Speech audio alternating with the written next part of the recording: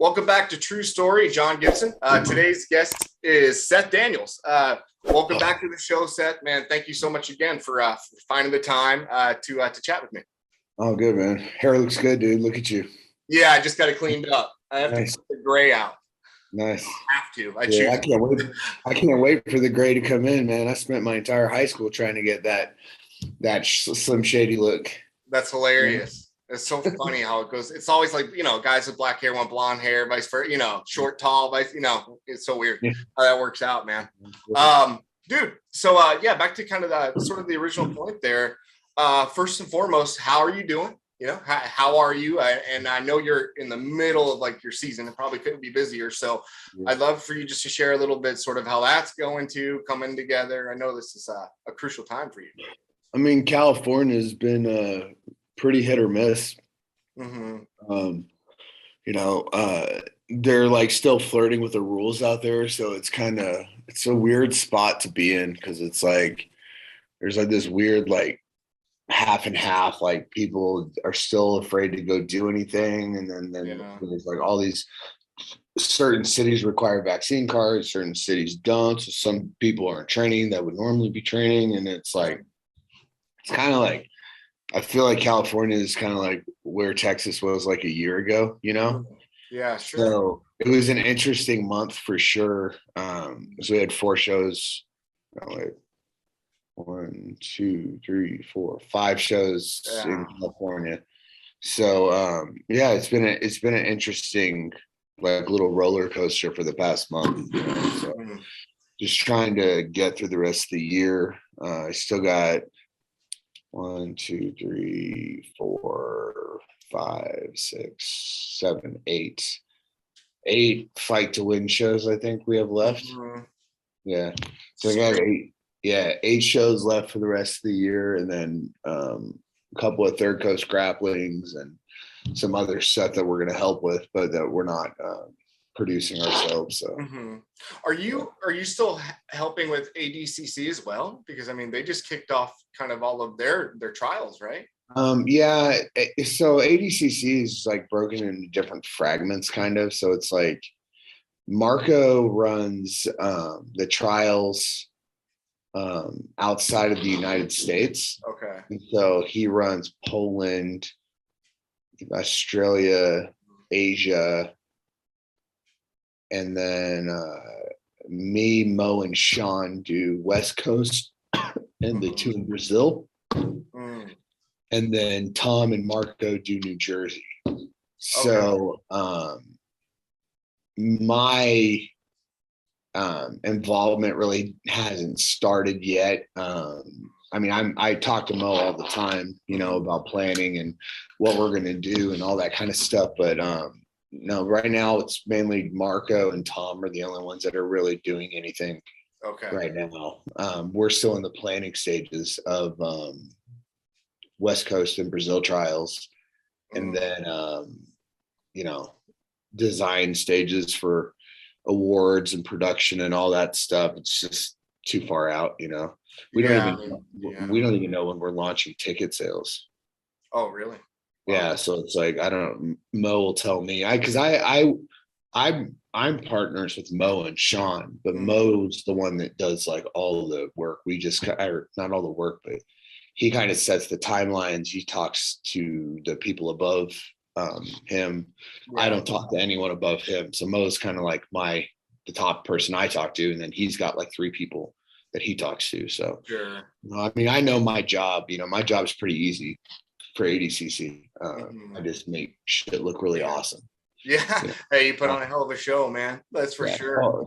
So I just do the production, and then I design, well, not me, my company designs the awards, and we're putting together something really cool for the Hall of Fame, and and designing awards. And it's kind of hard to design awards for an event that last time was really good. Like those medals were sick that we made. Your medals are always awesome. Your belts are awesome. I mean, it was, I didn't know anything until we spoke last time, but like you are an artist, and the fact that you go in and help design those and have your hand in that, it would be hard. I imagine, I'm not an artist, but it would be hard to kind of top that. Like, like I've got some ideas. I mean, like last year's they were big, the design with the flag and the sundial was kind of the direction we went. But I'm hoping this year I can get the price right, because what I want to do is I want to have them be a real gold, like not metal, right? So I want like real gold, real silver, copper for bronze, and like even if it's just gold plated, like no one's done that shit. It reminds me of like the Quest, like Jean-Claude. Awesome, yeah. Dragon and shit. Oh, dude, yes. So I've got a little bit more budget this year, so I'd like to get like some actual, stuff. But that's cool. The price of that is going to be way higher because it has to be made in America. Because you can't really order anything from China anymore. And then, and I don't think Pakistan, the money's really there right now for them to make stuff out of gold and silver. So they're going to be expensive. But the good thing about Adcc is that like, there's only 9 divisions. So it's like, I only have to get like, 12 sets of medals for, the important people plus the athletes and shit. So that's cool. I can't wait to see how it turns out. It's gonna be interesting. I mean, the Hall of Fame is the most stressful thing because I have to create a concept and an idea from nothing. Designing a medal is designing a medal. It's putting together materials, getting molds, figuring out how you want it to look, trying things, going back and forth with design and see what works. But like having to create a completely new award and not even knowing what it's going to look like. Right. Like, your concept yet. Yeah. We don't have the concept yet, but we have a year, but it's like something like I'm in the office right now this is where we make our awards, the apparel that it's all here. So it's like I'm here today to talk about design stuff. So that's actually funny you said that. It's ironic. I'm going to order a hoodie, like literally that hoodie today. I was looking at before we did this episode, I was like, man, I can't believe I don't own. I was looking through my drawer. Like any fight to win gear. I was like, I swear I had a t-shirt. So I'm going to order. I'll get you some stuff. We have it through Rev Gear through the end of the year. And then still don't really know what's going to happen next year. So, I mean, it's like, it's getting to that point, I've got, sorry, I'm tired, man. Oh, you're fine. No, and I know you're so slim. I appreciate it. I've got like 10 months left on my contract with Flow Grappling. So I still don't know what's going to happen. I don't know if we'll wind up re-signing with them or doing our own thing or fight pass or fight or, so a lot of next year is still like really up in the air. So wow, that's crazy. I mean, I hope that I hope it works out for everybody as best as possible. I mean, I'd hate for you to lose the platform, but and this is my own personal opinion, but I would want you to get more support from them, so I hope it works out. I'm kind of over it now. Like they got their own thing that they're doing, I mean, we've got our own legal situations that are being dealt with behind closed doors regarding that. But, I mean, it is what it is. It's like I get messages all the time from new promoters that are like, hey, do you have any ideas on how I can get sponsors? And like, you have any ideas for this? Or what do you think about this streaming option, that streaming option? I'm like, dude, I don't know, man. Just do what's best for you. Like, like there's parts of everything that it's like, there's give and take no matter what you do. It's like having a job versus owning your own business. I saw a funny post yesterday. It was like, they were talking about like how much money you can make in certain industries, right? And it was like, lawyer, doctor, nurse, cop, blah, blah, blah, and it like works its way up. And then it's like at the number one, it's like business owner, right? And it's like unlimited. And I'm like, well, it could also be the lowest one too. Like, what are you fucking talking about? What a stupid fucking post. Because it's like, dude, when you're owning your own, it's so different. Like when I was in 24-hour fitness, I was making, well over $250,000 a year. It's like, like, all right, every 15th and 25th, like the 15th, I'm going to make minimum $6,000, $8,000. 25th, I'm going to make, 4,000, 6,000, however the pay period breaks down. As a business owner, it's like, yeah, you might have a month where you make $50,000, but the next month you might lose $70,000. So it's like, you never fucking know what's going to happen. So, people call me all the time and they're like asking me questions, especially like how to obtain sponsors. I'm like, I don't fucking know, man. They contact you like when you earn it. Like, you Yeah. gotta earn the right to get that shit. You can't just be like, oh, I'm hosting this huge event. And like, I see some promoters like, it's on Flow Grappling, 10 million people are gonna watch it. It's like, fucking 10 million people are not watching your event, lying motherfucker. Right, Like, you know, you got a couple thousand people. Like, you got to know like your numbers. You can't be unrealistic. And I think a lot of promoters, I call it the rule of threes. You know, it's like most promoters, they go out there and they'll be like, oh, we had, you know, 1,000 people. You remember American Pie? Yeah. The dude talk about how many chicks they hook up with, and it's like divided by 3. And then when a girl tells you how many dudes they've been with, you times it times 3. It's the same thing. Any promoter that brags about how many people they have, just divided by 3. You know. Yeah. And when you have someone that acts poor, just times their shit by 3. It's like it's a weird, you know, thing. It's a weird business to be in. You know, I mean, one good thing, like you're obviously built for it. I mean, like the truth is, like you're somebody who like naturally, like you're high energy and you're a go-getter, right? Yeah. And like you have to be, because over the last 18 months, your whole model changed. You had to scale with your, you know, like you detailed last time, your team. It feels so different though, man. Like it's crazy to me that we've been on the road now for 3 months. We've been touring. Yeah. It feels like 2020 was like 10 years ago. That's how it feels. Yeah. You know what I mean? Because we were in the same place. Nothing wrong. You know, God bless Texas. You know, that's where I'm from. But like we were in the same building pretty much for 15 months, with the exception of traveling back and forth to Miami twice. Yeah. And Philly once, Orlando once, Austin a little bit. But like for the most part, we were in Texas for the most of the year. Mm-hmm. It seems so long ago, like the riots, like the craziness of the pandemic, the shutdown, like it seemed like that period lasted so long while I was in it. And now it feels like it's just in the past, which is good. Which, I mean, I guess that's the plan, you know what I mean, is to move forward and try to forget about it. But at the same time, you know, not making the same mistakes we made the first time. And I mean, that's everybody, not just, you know, for sure. But now that we've been, you know, I mean, we've been since we went on tour, we did Atlanta, Charlotte, Denver, Houston, Arizona, 5 cities in California. It feels a lot more like being back to life, but it's also like completely kicked my ass too. Yeah. I mean, you're running with a smaller team, right? No, we're back to, good. Brittany comes back next week. So we're like more than we had before. Good. A lot of these guys worked for nothing during the pandemic, like nothing, you know. Wow. They were getting paid in other ways. That's from the government or whatever, and they weren't getting paid. And so they're back to getting like 100% of what I was paying them before. I'm glad you've rebounded, man. Like, honestly. But I mean, like my bottom line doesn't really change. You know what I mean? Well, like, as the owner, you're the last to get paid. I manage it the way I manage it, you know? So it's like, all right, well, I mean, like but also I don't care about money. So it's like, you know, I'm one of those weird people that's like, I don't care about possessions and shit. It's like, yeah, I got a nice car. I just bought my kid his first car and stuff. And, you know, like I live in a decent house in a good neighborhood. But like the only things I'm really picky about is like the level, the quality of weed that we eat and smoke, like has to be diet. Sure. Yeah. And that's important to me. And then food is important.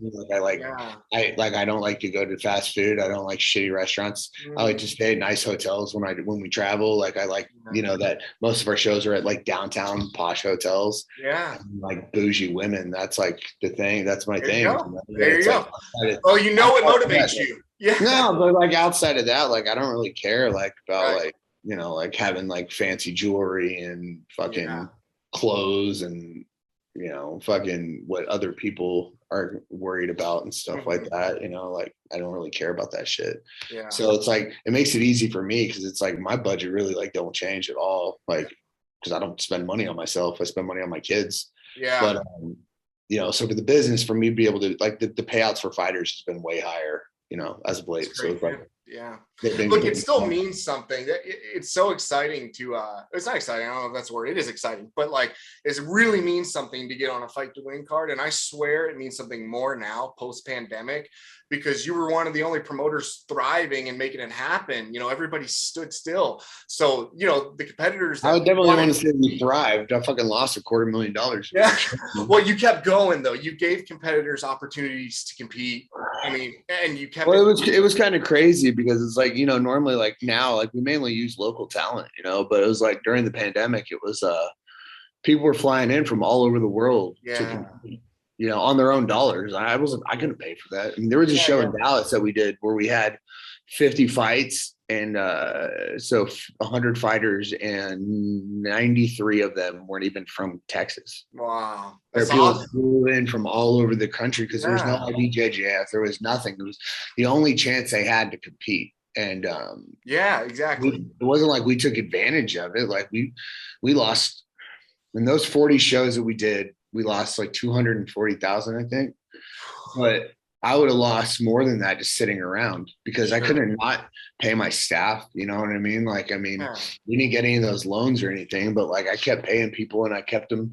I mean, not to what I was before, but we did the best we could, you know? And so like, even when like everybody was talking shit about the fighter payouts, people thought I was bragging when I was like posting like, you know, that I'm paying them.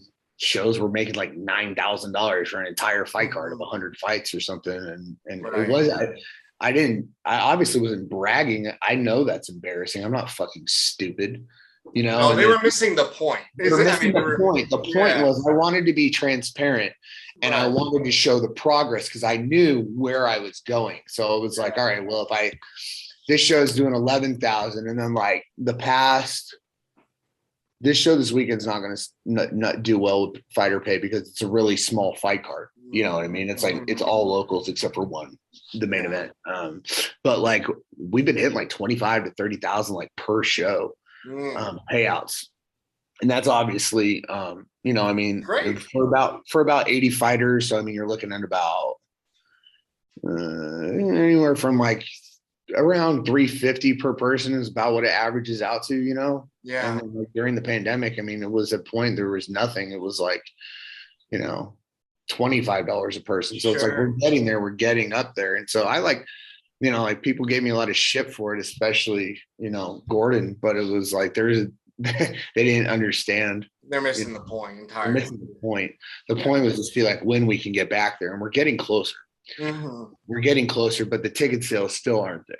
Yeah. And that's one of the reasons that I'm taking myself off the road for a month at least because I can't handle the travel hangover. Yeah. It hurts. Yeah. Well, you've been going for 3 months, man. I mean, you need a break. Yeah. No, not even that. It's not even that. Even when the shows were in Dallas, it's, you know, you get up, you go to the plane, you do the show in a hotel, like the whole shit about traveling. And then like you get home and you're just exhausted and then you sleep. And it's just like, I'm losing, you know, at least a day of work per week because I'm just exhausted. Right. And it's like, if I could just get on a normal work schedule to where I'm not having like an entire day where I need to completely reset and go to zero. If I could work at 80% every single day and not have those 0 days, I'm hoping I can try to catch up because like we have a show this weekend. I just finished a fight card last night. I haven't put out one piece of marketing for a show that's tomorrow, you know, and I know it's insane. Yeah. And I know it. And the fact that we've been able to survive with me being so far behind is like, I can't believe it. Even I brought Ryan on and even with both of us, we can't keep up. So I'm probably gonna have to bring on a third person. I feel like we're our own harshest critics sometimes. So like, it's hard because I know I'm hurting my fighters because they don't have enough time to do sales. And it's not like I'm like fucking around during my time off. It's like, you know, I get home and I pass out and then my kids are there and then I got my kids and then I got to drive around. I was like, I really want to try to get back into training. I probably lifted like twice in the past month and maybe been to 3 practices. So it's like, I don't even have time to train because it's either passed out, exhausted or working till my eyes till I can't see. Yeah. So I'm going to pull myself off the road until October 16th and see if not traveling helps and I can try to get ahead, you know, try to book out, until next year, until I can get this year done. And then try to figure out what the fuck we're gonna do next year, because I have no clue yet. No, that's a good call. Exactly. You're running at 80% efficiency. Yeah. An extra day a week is going to make a huge difference. Well, it's like similar to what I tell the fighters. I used to say this when I was an MMA promoter, which I thought I was going to do again, and I literally like can't find the heart in me to do it. Like I wanted to do it, and I even got my license in like different states and booked venues and stuff, and I just can't, dude. I can't pull the trigger. Yeah. I don't know why. I think it. I like watching MMA on TV. I have a lot of bad memories from being a promoter of MMA, and I just can't pull myself to do it. So I'm probably just not going to do it, because I don't want to do something just to make money. Like, no, I mean, doing everything. If you're doing something just to make money, like you're going to cut corners. You're going to do things wrong. And I'm not 100%. My heart's not in it. I'd rather spend my time on other stuff, Yeah. I mean, that's what makes your stuff so special, like, too, because you bring the energy. You got the DJ, you got like it's you, like it's and like if you fake that or contrive that, it would suck. Well, it's not. I mean, but it's weird because I like watching fights. I just I don't know, man. There's just something about it. I just can't. I can't find it. I can't find that like excitement to do it. And so I'm just probably not going to, because I don't really care enough. Well, kind of switching gears a little, because I definitely want to pick your brain on this one. And you mentioned Mo earlier, and I don't know Mo at all, but like I respect him a lot. And I've always kind of thought of him, and this could be way off. Again, I don't know the guy at all. He's a total stranger to me, but I always thought like you guys complimented each other like a Dana Lorenzo, like very much. Like I always just felt like he was kind of quiet. But like seem very pragmatic, thoughtful, and like you're the front man, dude. And so that's how I always, just as a fan, kind of put you two together. And could be totally wrong, but I say that to say this: when he came out recently and kind of shed a light on a lot of stuff, like he and you both are very influential people in our BJJ community. Huge. Right. And so my respect level for him, which I already thought was high for all the stuff I like described, went like through the roof, went way higher. So I just want to pick your brain on all this, man. And I don't, I'm not trying to put anyone on blast, but again, like what's your perspective? I had no idea. I've been training jiu-jitsu like 3.5 years, and I had a huge wrestling background. So, and I jumped in head first. I love it. I fell in love quickly, but I had no idea that this stuff was like, that women, there were predators, all these things. It was over my head, and that's probably naive of me. Well, I mean, I think a lot of that, I mean, like, it's kind of like the similar thing in society where it's like, I don't see police being any different to Black people, and I don't see gay people getting harassed. I don't see certain things, and it's white privilege, I mean, it's what it is. It's like, because it's not in front of my face, I don't see it. It doesn't mean it doesn't exist. At my gym, I know there's been issues in the past with inappropriate conversations between instructors and students, and the situations were handled pretty swiftly at my location. But I also am not involved at all in any way, shape, or form in anybody's personal life. At jiu-jitsu, my jiu-jitsu is like, I go in there and I train, and I gotta be honest, man, I barely know anyone's name. And I've been and I just don't want to really know too much about people's personal lives, because it's just kind of like, I don't care about their political opinion or their opinion of any. I don't care. Like, I go there to train, and that stuff. But if I was in a situation, I've been pretty quiet about this whole thing. But I mean, if I was in a situation where this stuff was coming up, I don't know how I would feel about training under that flag. I agree with that. So it's it's a personal situation. There's a lot of accusations that are out there. And I think that it's kind of a situation right now where you're talking about fight sports, right? That's what we're talking about. Exactly. Okay. So just didn't want to be vague about anything. You're right. No, that's fair. And yeah. I mean, obviously, I've been pretty vocal about my thoughts about the Marcel situation in the past. That I hired that guy to be my matchmaker for an event I was doing in Florida. Either Fight to Win 68 or Fight to Win 89. I don't remember which show it was. It was one of my Florida shows. And then like literally the day after I paid him, all that shit came out. Right. I never met the guy. Yeah. And so like I hired him, sent him like $1,000 up front as like a good faith payment. And then literally the next day this shit came out and I'm like messaging the guy, like fucking, give me my money back, I'm gonna fuck you up, shit like that. And never heard from the guy again. Facebook got taken down. PayPal refused to give me my money back. He never returned the money, so I was like, fuck this guy. Like, it's not worth my energy. Obviously Wagner and Cyborg handled that situation with Marcel horribly. Allowing him back into your location. I can only speak of how business wise, because I don't know the context of the personal situation. Sure. Yeah. Of how, and I've been in situations where I've been with friends with people that wound up doing illegal things and things that, cost the relationship. Sure. Of the friendship between us. Usually it had something to do with a moral type thing of that. There's like lines, it's like, exactly. Honestly, if that dude's my friend, right, and he murders somebody, right, I'm probably more likely to stay friends with someone that killed somebody over somebody that commits some type of sexual abuse, right, or I agree, yeah, or child abuse, because it's like there's two crimes that are just unforgivable. Yes, there's justifiable homicide in my opinion. Yeah, I agree. You can defend yourself. If I was the girl's dad, it's fucking justifiable homicide in my opinion. Somebody fucks with my kids. Like, you remember that video of the dude that guy killed his son and then he goes and he shoots him? It's on. Oh yeah, out front. Yeah.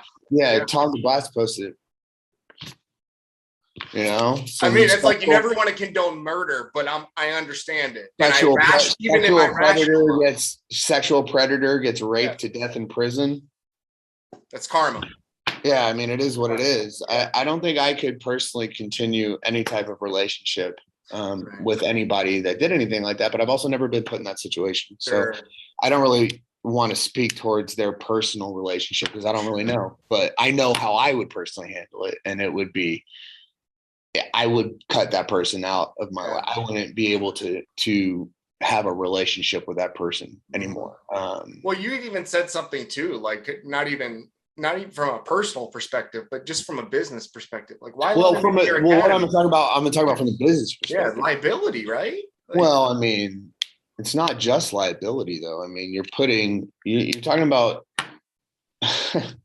they just fucked it up so bad, and just like letting the guy, I don't care if his kids do jiu-jitsu, his wife does jiu-jitsu, whatever, they can fucking find something else. Like, why would you want to continue to do something? If my dad did something like that, why would I want to continue to do jiu-jitsu? And the kid's like super young too, like his son. So it's not like he's like, I know, but once again, this is a personal thing. Like, sure, right. I would never let that person back in, Yeah. But then again, I don't know the full context of, like I said, the personal situation. I get a lot of shit, and I have gotten a lot of shit for allowing people from Team Lloyd Urban to compete on my stage. DJ Jackson. But they didn't do anything, right? I wouldn't say that. I heard some things about Lloyd, but I don't know. Yeah, I should. But then you're in the same situation, right? So it's like DJ was either convicted or pled down to like a 3rd-degree assault, like 16 years ago or something like that. And I honestly don't even really know what happened with that situation. Right. You know, but, you know, I allowed him to compete on the stage prior to knowing any of that stuff. And I'd already committed to do it, and he did it and competed. And I've never had one problem with him in any way, shape, or form. But it's such a tricky dilemma for any business or promoter to work with them right now, because it's like I feel like because of the mistake that they made by allowing that cocksucker back into their gyms and taking pictures with him at parties it's weird. However the fuck his stuff is funded, which I'm sure we'll find out soon. They're kind of in a position where they're guilty until proven innocent. I mean, for sure. They've already fucked up. So it's like, I feel like if someone was accusing me of the things that they're being accused of, and by there, I guess at this point, I'm meaning just Cyborg, right? Because Wagner was really... He tried to get ahead of it. He tried to communicate his side. I heard about all this going down. Like, I knew it was going to go down. Like, as soon as I heard that dude was back in town, and I was like, where the fuck did you guys let this guy in your gym? You know? So he stepped up and said, you know, what happened, and he made a mistake and all that. I don't know how it's going to work out for him. Me and Wagner have been really good friends for a really long time. But it's a weird situation, because it's like, it's all complex. Are you apologizing now because you got caught, or are you apologizing because you actually did something wrong and knowing that you fucked up? Had you not gotten busted, would you have made a statement? Would you have said anything? Would you have continued to allow this person? Only he knows that, you know. And so you have to take him for his word for how he feels about the situation and all that. And I'm not a fan of how they've handled it, especially, you know, I'm not a fan of how Wagner handled that. And the issue with Cyborg now changed everything. They need to prove their innocence, is how I feel. He needs to. I didn't really follow too much of what you know Mo is doing or what they posted, and I mean, I know about each situation. I read all of it. I don't really know where it's at right now, is what I mean. Yeah, sure. And I mean, we're a couple weeks delayed, and obviously this isn't the main thing in your mind, but no, but I appreciate you just addressing it's a big thing. Trust me, it's been a big thing that's been on my mind. Because it's not just that organization. I honestly thought that once this story came out, of, you know, what was happening with the girl in Texas, whatever happened in Brazil, multiple people and sources saying stuff. I thought people all around the United States, like, it was going to start crumbling like a domino effect. Interesting. Yeah. And so I don't know if this is a systemic thing in all of jiu-jitsu, or if within that affiliation or organization. I would have thought there would have been a lot more stories to come out other than just from fight sports. So I don't know. I don't know what's going to happen. I think that somebody accuses me of covering up a bunch of sexual abuse stuff, and I would try to exonerate myself immediately. The only thing on my mind is clearing my name. Right. 100%. If I'm innocent is the only thing. So yeah. I'm sure that they've got lawyers, and they're being advised on not saying this or saying that, but being quiet and just hoping it just fades away into the dark is not going to work, in my opinion, this time. I mean, obviously a lot of it's died down since Pans, because that's how our community is. Yeah. Like, you know, people only care about like the drama that's happening right now. Right. So it's like, a competition happens, everybody forgets everything. Yeah. You know what I mean? Something else happens, you know, Gordon Ryan says something, Craig Jones, you know, posts some stupid joke that people, you know, think is funny about OnlyFans. oh God, then it shifts. It's just, I mean, but that's a cultural thing in America too. It's like we had, it was so crazy. See, like during the pandemic, it was like, oh, the coronavirus, and then it was like racism. Yeah. It was like coronavirus and police brutality. And it was they would forget about whatever was happening and then switch completely to something else. Yeah. But I don't think this thing's going to just go away, which I think a lot of people are hoping is what happens. And I don't think it should, to be honest with you. No, I agree. If this stuff is true, the people responsible need to be held accountable. And, and so I'm just kind of not really saying much or doing anything because I don't think we have all the facts yet. Yeah. And it's hard to go out and like demonize, especially like an entire affiliation. Right. I know. Yeah. Of people that have nothing to do with it. But then again, you're at the same part if it's true. And like I said, because this is all alleged. Like, you know what I mean? So it's alleged, like, exactly. I know there's a lot of things being alleged. So it's kind of like, like with Bill Cosby, it's like, right. It doesn't look good. You only discount so much stuff to being alleged. You're right. You know what I mean? But it's still where it is. Right. No one's been convicted of anything. The piece of shit Marcel is going to get whatever he gets. I mean, he already admitted to it and then fucking made up some dumb bullshit about having CTE. Like, that guy's a fucking moron. He's just a stupid fucking idiot. He groomed a person. He got busted. Yes. He admitted to doing it, and now he's pleading some stupid defense, making up shit, fleeing the country. I think this guy. I think once they find out like how his legal things were funded, I think Mo is not going to let this go. Good. And I love Mo, man. Neither is Avery, and neither are a lot of people that really care about this. Right. Good. And so I think the people accountable will be held accountable, and they should be. Yeah. Awesome. You know what I mean? But yeah, it's a weird situation, man. It's like, if it's all true, it's like, and do you stay with that affiliation if you're a student? Because if you're staying, does that mean that you like agree with what cover up potentially? Yeah. Well, I mean, or that it's okay just because I like this gym, or what is actually important to you? Like, where if the things that are being said happened in my affiliation, honestly, probably even if it was just the rumors, I probably would bounce personally. Yeah. But it's a person-to-person situation. Right.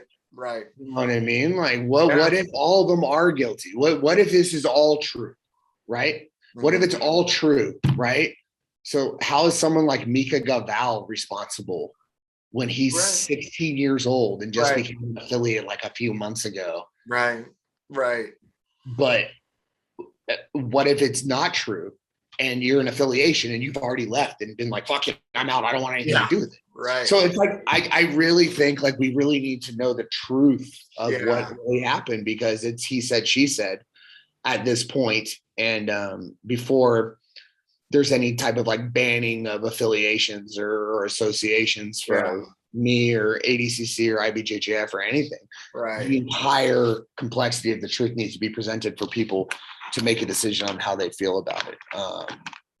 No, it's like Gary Tonin said it, I think, best when he posted, and he was like, it doesn't take a genius to figure out that sexual abuse is wrong, or that statutory rape is wrong. Like, a lot of people go out and make a Twitter rant or post on Instagram, and it's like, you don't fucking do anything. Like, what are you, a social justice warrior? Like, you posted some obvious shit. Anybody that ever touched a child, I'll fucking kill, blah, blah, blah. It's like, yeah, but you're not going to fucking do anything. Right. Be a change.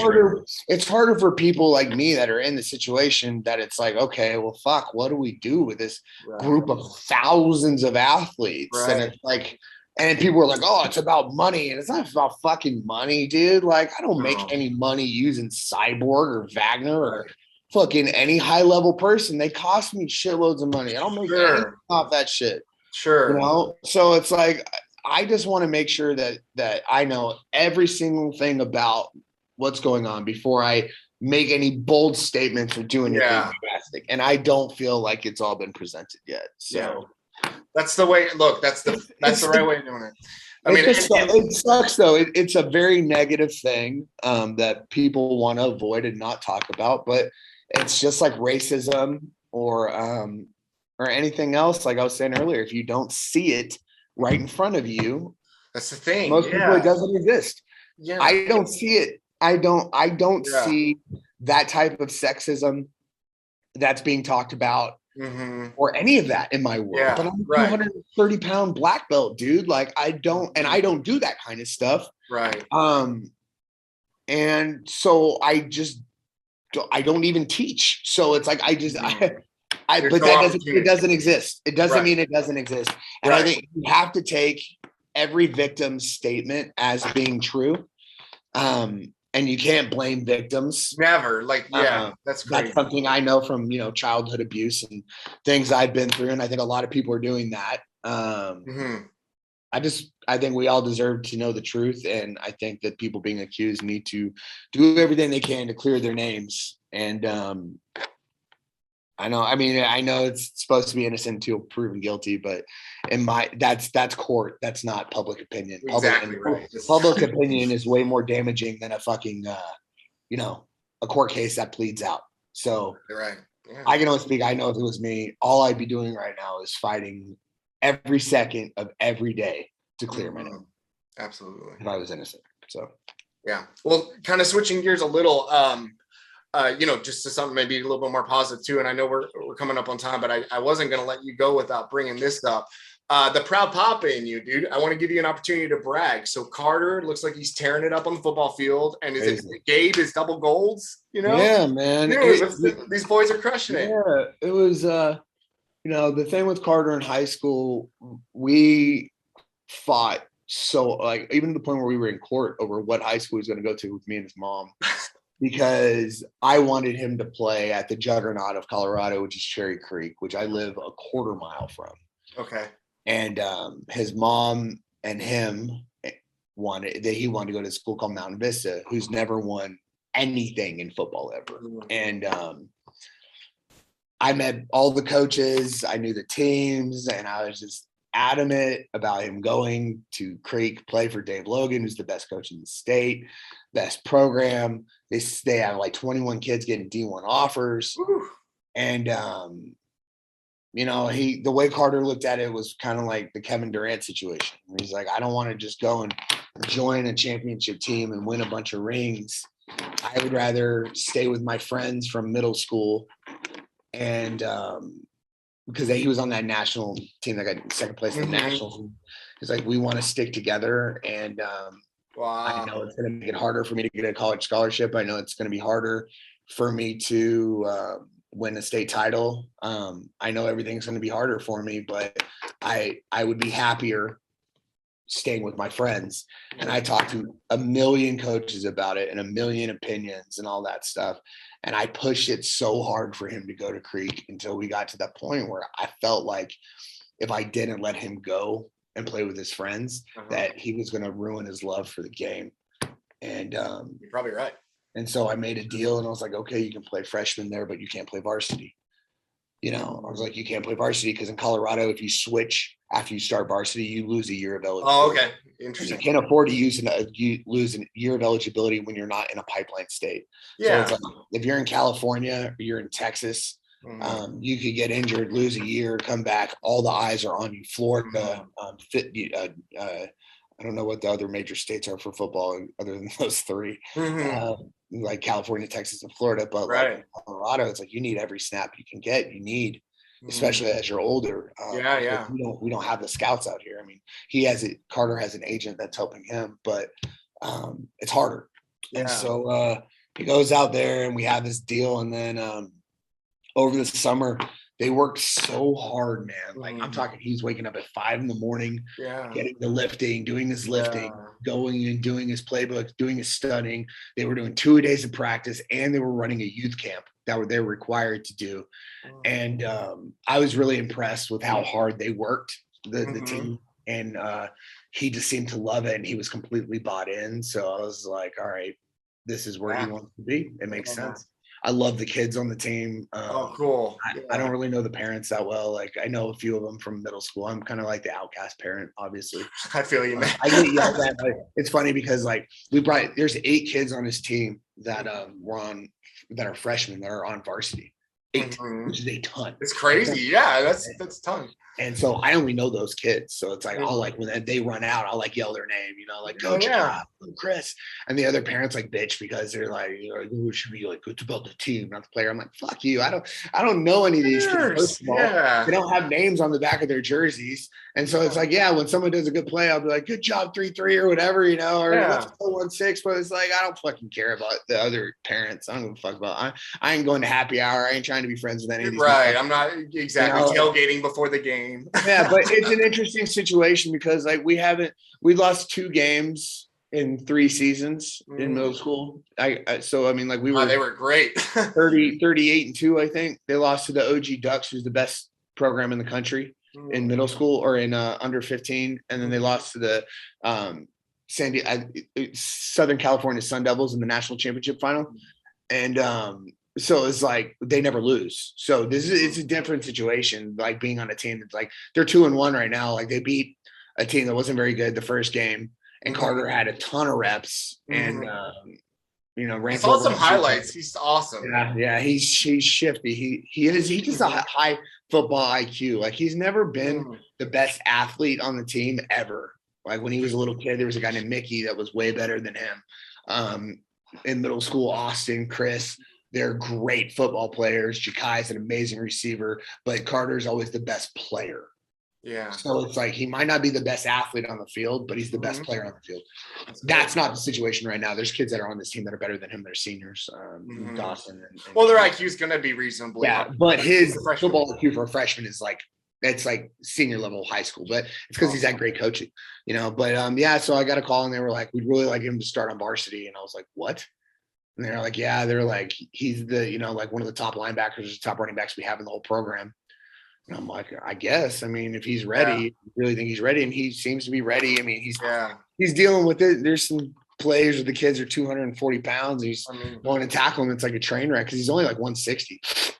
Yeah. But no, he loves it. He loves it. And it's so fun going from middle school to high school.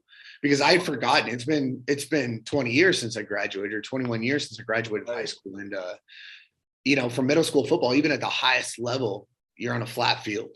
Maybe there's a couple of bleachers, a couple 100 people on each side, max. You're at high school, there's thousands of people. There's the band, there's the cheerleaders, there's the opposing. It's so fun, and I'm having fun. I'm not gonna miss anything, And it's like it's weird with this team because it's like the first game, he had like 15 carries, and the second game he only had like 1, and he had a touchdown. And the last game he had like 2 carries. But it's like I don't really care because I never even planned on him playing. Like he's still got a lot of holes in his game, and he's got a lot of areas of improvement before he's getting there. He's getting a lot of reps. He's getting a lot of game film, and he's improving every single week, which is the most important thing. And I'm just dad. So it's like, I take him to physical therapy. I take him to personal training. I take him places. I pay for stuff. But like when it comes to him playing, it's all him. I don't have anything to do with it. His brother went on. It's been 3 years since he won a match. Yeah, I read that. Dude, this is so cool. He's not where his brother is. He's his brother's 6 feet tall. He's like 5'2". He weighs less now, I think, than he did 3 years ago when he was 10. He worked so hard all summer doing jiu-jitsu, helping with the little kids, doing Muay Thai. He had his first Muay Thai fight.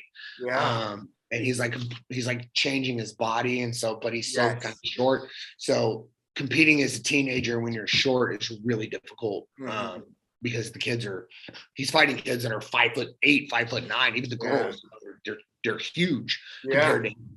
And so it was crazy because he fought this one kid and he lost to him 4 times in August at an in-house tournament and at my turn. He's already lost him 4 times. And he draws the kid and he's like, I have to fight him 3 times today. And I'm like, all right, well, how do you, what has happened in the past? Like he takes my back and he chokes me. And I'm like, okay, so I'm like, all right, so seeing that we know that, right? What we know is you're probably not going to win. And then he interrupts me He was like, you don't know that. I was like, let me finish. I was like, you're probably not going to win doing the same stuff that you've already done before. Right. So let's completely change what you've done before. Let's take the entire day to figure out how to beat this kid step by step by step. And so the first match, he changed what he did and he lost to him on points like 9-2. Second match, he lost 6-2. Now by the third match, I'm like, I got this kid pretty figured out, dude.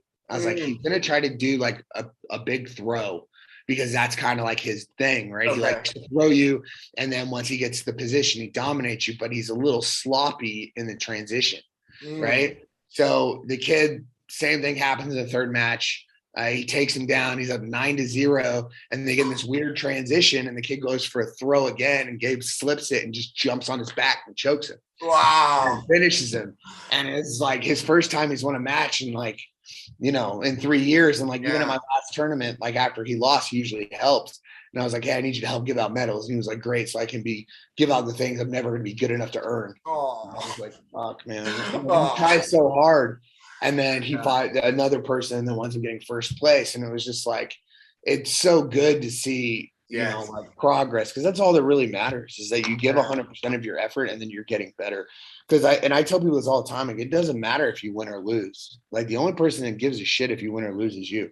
Yeah. Right. Exactly. Or if you have a parent or a coach that's like living their life through you, which is a very toxic situation. Yeah. For you know, sure.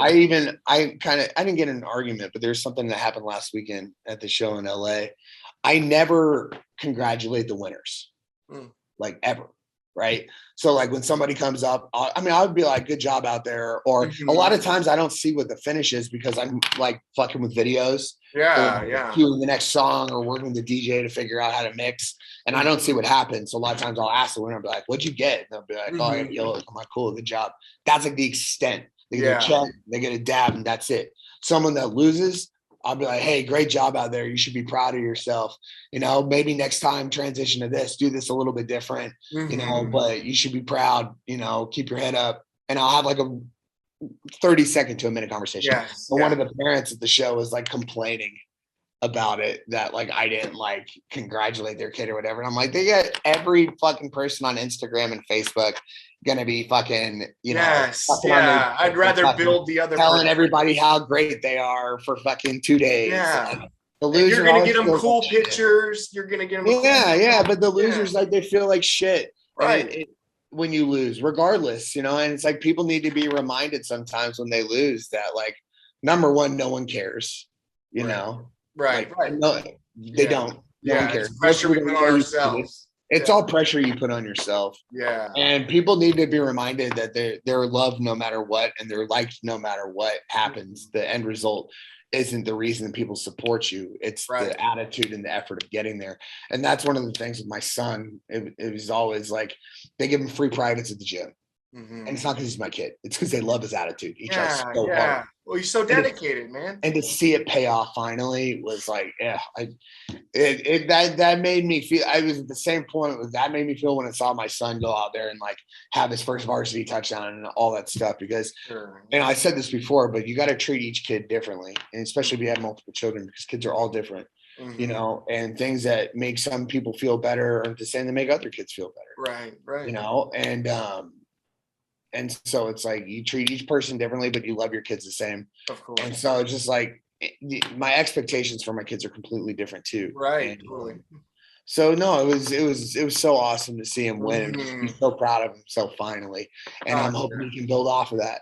Yeah. You know? What a awesome story that he had lost to the guy so many times and then came back and choke him. Like what a we planned it too. I was like, all right, look, these first two matches, like we really need to find out his holes in his game, and you continuing to get him in a double leg takedown and then sweeping you, taking your back. Like it's what always happens. So I was like, he was like, well, if I don't do anything, I'm gonna lose. I'm like, who cares? I was like, you got to learn how to game plan your opponent. Like that was one thing in judo that I don't really see in jiu-jitsu as much, is that in judo, when I'm talking 7 years old, 6 years old, 8 years old. I fought this kid named Isaac English when I was 8 at the Junior Olympic Finals, and we fought best 2 out of 3. And it was funny because the entire day, I mean, there was like 50 kids at the bracket, but when you make the finals at that tournament, it's best 2 out of 3 to win the whole thing. Okay. And I remember every day I was on one side of the bracket, Isaac was on the other side of the bracket. And so I would be at every one of his matches watching, and he would be at every one of my matches watching with this coach. Yeah. And so when we got time to fight in the finals, like we knew each other's game. He wound up winning that one. He beat me 2 out of 3. And that year, I remember I went 70-1 that season. And that was, or 70-2. I lost to him 2 out of 3. He beat me 2 out of 3. And we had, our matches were awesome. But you don't see that a lot in jiu-jitsu. I mean, you see it mainly, I think, when people are maybe beforehand, they go on flow grappling and they'll watch their opponent's matches, but it's different when you're there and you can see someone's intensity. And I think that's, I think probably major competitors. Like I remember when we were sitting on that stupid Adcc, Gordon was literally watching everybody, every match that he could possibly have. Sure. He was studying every single person. That's like that video of him laughing when Lachlan was finishing everybody. Yeah, like, his entries, and he's like, look at this little guy, like he's killing everybody. This guy sucks. You know what I mean? And he's like laughing about it. He's like, I don't understand how after this kid did this the first time, they weren't watching to see what he was doing, so the next guy couldn't figure it out. Yeah, exactly. It's a great point. Yeah. You know, I remember I was sitting right next to him. I was sitting next to Gordon and Gabby and Sonny, and Gordon literally just picking apart every single person. Not talking, I mean, talking shit, but watching and studying. Yeah. And you know, that's part of like Carter's football too. It's like, dude, they do so much homework. I'm not talking about school homework. I'm talking about football homework. Watching video. We watch all the video of the upcoming games together. Yeah. And he'll be like, this is responsibility. He's like, this is where they messed up, and they study everything. And I think that's a huge thing in anything you do in life is you got to be a master of your craft, whether your craft is playing football or wrestling or whatever. And you know, the whole concept of I don't train for a fighter. I just train to fight. That's 1990s, man. Yeah. Like you got to know, you got to obviously train to train, but you got to train specific for and fight specific for every single person. You know, who's really good about that too is Guy Mendez. Whenever he's picking matches for his guys, he'll like, it could be a match that isn't as good and he'll want more money for it, for like Tynan or Jonathan versus someone that might be better, but he knows stylistically what to expect. Because if he's like, he wants more, Guy always wants more money for his guys if it's a match that he doesn't think they can finish. Yeah. No, I'm serious. Yeah, it's smart. If he thinks it's going to go to a decision, he wants more money. Wow. Because he's like, he's just like, it's, you know, you got the stage and the spectacle, and it's like, that match is going to be boring. And I you know, if he's going to take a boring match, I want him to get paid more. If it's going to be exciting, he can take less because then, you know, it's exciting. And I'm like, I get it. I get where you're coming from. Yeah. And that's like part of matchmaking too, is like, that's why it takes so long that people don't understand. It's like, you got to sit with the matchups. You got to be like, all right, well, this guy, like, this is going to be a good one. Like when I put together Bree Robertson versus Helena Crevara in that LA card, I was like, this match is going to be the shit. I was so excited. That was the match I was most excited for the whole night. And there was like 10 all-stars on that show. Yeah. But like, that was the match. I was like, this one's going to be good. You know? And so I mean, sorry, totally random question, but like, how do you pick your talent? Like, you've made stars for sure. I'll just say Elizabeth Clay. I'll just throw her out anywhere. But like Elizabeth, but I mean, I gave Elizabeth a platform. But Elizabeth Clay's been a superstar since she was like 15 years old. Yeah, maybe she was a bad about her because she didn't wind up competing in the ADCC because she got injured. Elizabeth, I wanted on the show. I've reached out to her a million times, but you know, I'm only paid for certain people that compete. Yeah, so right. You have to be ranked a certain number on Flow Grappling for them to pay me to use you, or you have to have won a major championship in a certain amount of years, ADCC, Nogi Worlds, Ski Worlds, or PANS, right? Or Abu Dhabi Pro. So it's like they only pay for certain people. So if you got someone like Elizabeth, who was a brown belt at the time, she started doing Fight to Win. Right. First match she came out, she flew herself out. She fought a black belt named Chelsea Lyons in Dallas. She finished her in like 14 seconds, and this was like during the pandemic. I didn't pay her $1. She paid her own way, paid her hotel. she did all that. She was really exciting, right? And so I'm like, all right, this is somebody I think I can build off. Yeah. And eventually I'll get paid for her. So I'm going to invest in this person because they're exciting. They're good to work with. They've got a good social media presence. They're not assholes. Right. So then the second time, I flew her out. And so now she's saving money. Sure. Yeah. And she stayed with somebody. Third time, I think I flew her out, gave her a couple $100, put her in a hotel. So every time, same thing with Junie. It like you got to get in. Yeah. And once you get in, it goes a little bit more, getting a little bit more, a little more. Now she's paid pretty well. Yeah. But I mean, I've seen people like, and I mean this complimentary too, but like you make stars out of people, and you really, but that's the thing. They make it out of themselves. I just give them the platform to do it. So it's like Sam Nagai, for instance. Sam Nagai has always been the fucking man, like since he was a blue belt, but I was just lucky enough that he was in Dallas when I was in Dallas. And I put him on the stage and it's like, holy shit, this kid's like what we got. Yeah. Now I'm not getting paid on this kid. He's a purple belt at the time. So it's like, well, I'm not getting paid on him for at least 2 years. So I'm going to invest time into this kid. Yeah. I'm going to invest, resources. I'm going to fly him out and you just have to do it, and that's, I think a lot of fighters make a major mistake. It's like Nicky Rod, for instance. Nicky Rod wants a large amount of money to fight. And if he would have taken less money than that over the past 2 years, I mean, I think he's only had one match. Yeah, very few. Yeah. Like he fought Heinen on my show. And then he fought Roberto Jimenez. Yeah. The third coach. Fought Kasai. But since the pandemic, I think he's only competed once. And it's because of the amount of money that he wants. It's not realistic for what he's accomplished. And so people have to decide, do I want 100% of everything or 60 or 70% of something?